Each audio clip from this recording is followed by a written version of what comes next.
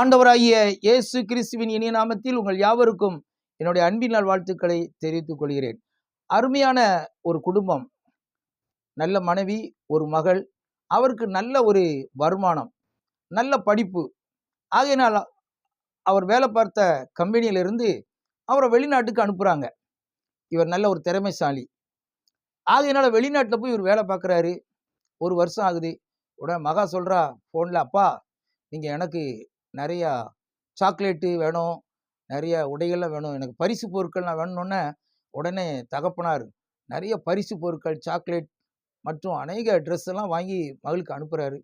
உடனே மகா எல்லாத்தையும் பார்த்துட்டு வந்ததை பார்த்து ரொம்ப சந்தோஷம். அப்பா சொன்னோடனே நல்லா எல்லாமே அனுப்பியிருக்காங்களே அப்படின்னு சொல்லி ரொம்ப சந்தோஷப்படுறா. மறுபடி அடுத்த வருடம் ஆகுது.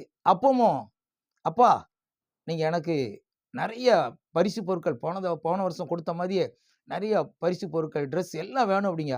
சரி மகளே அப்படின்னு சொல்லிட்டு இவர் என்ன பண்ணுறாருன்னா, அடுத்த வருடம் அவர் என்ன நினைக்கிறார் அப்படின்னா, மகளே அடுத்த வருஷம் நான் உங்கள் எல்லாரையும் பார்க்க வரேன் அப்படி சொன்னோடனே இவளுக்கு ரொம்ப சந்தோஷம். அப்பா அங்கே இருக்கும்போது எனக்கு நிறைய பரிசு பொருட்கள்லாம் தந்தாங்க, ட்ரெஸ்லாம் தந்தாங்க. இப்போ நேரடியாகவே மறுபடி வர்றாங்க, ரொம்ப நாள் கழித்து வர்றாங்க. ஆகினா நிறைய பரிசு பொருட்கள்லாம் தரும்னு சந்தோஷத்தோடு இருக்கா. மறு வருஷம் அவர் வரும்பொழுது ஒரு வருஷம் பரிசு பொருட்கள்லாம் அனுப்பியாச்சு. அதுக்கு அடுத்த மறு வருஷம் அவர் வரும்பொழுது மகா அப்படி அப்பா பார்க்குற சூட்கேஸ்லாம் அங்கே இங்கேயும் இருக்குது. ரொம்ப சந்தோஷம், சாப்பிட்றாரு, நல்லா ரொம்ப ஜாலியாக பேசிகிட்டு இருக்காங்க. அப்பா எனக்கு பரிசு பொருட்கள் என்ன கொண்டு வந்திருக்கீங்க, சாக்லேட் என்னெல்லாம் வாங்கிட்டு வந்திருக்கீங்க, ட்ரெஸ் என்னெல்லாம் வாங்கிட்டு வந்திருக்கீங்க அப்படின்னு கேட்டோன்னே அப்பா சொன்னாங்க, ஏம்மா நான் போன தடவை நான் உன் கூட இல்லை, அங்கே வெளிநாட்டில் இருந்தேன். இப்போ நான் உன் கூட தானே இருக்கேன்.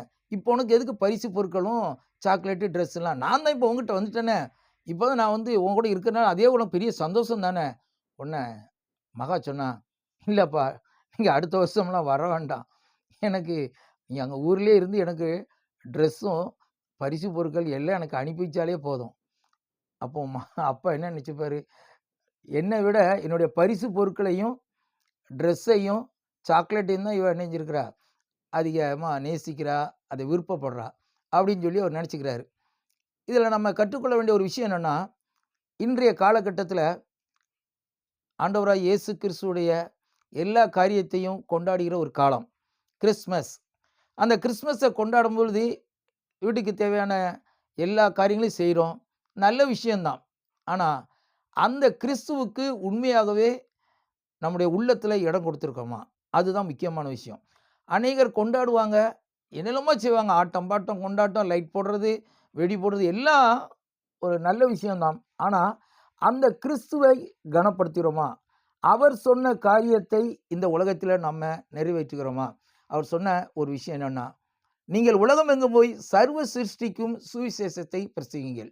இந்த கிறிஸ்மஸ் காலத்தில் கூட நம்ம பக்கத்தில் இருக்கிறவங்களுக்கு அல்லாட்ட நம்ம இருக்கிற இடத்துல ஒரு சின்ன ஒரு நிகழ்ச்சியை நடத்தி அதில் ஆண்டவராகிய இயேசு கிறிஸ்துவை நம்ம கனப்படுத்துகிறோமா, அதன் மூலமாக கிறிஸ்துவினுடைய நற்செய்தியை நம்ம சொல்கிறோமா, அதை நம்ம சற்று யோசித்து பார்க்க வேண்டும். அநேக வருடங்கள் நம்ம அதை செய்ய தவறி இருந்தாலும் இந்த வருடத்திலாவது நம்ம அப்படிப்பட்ட காரியங்களை செய்து கிறிஸ்துவுக்கு நாம் அவருக்கு முதலிடத்தை நம்ம கொடுப்பதற்கு கற்றுக்கொள்வோம். God bless you.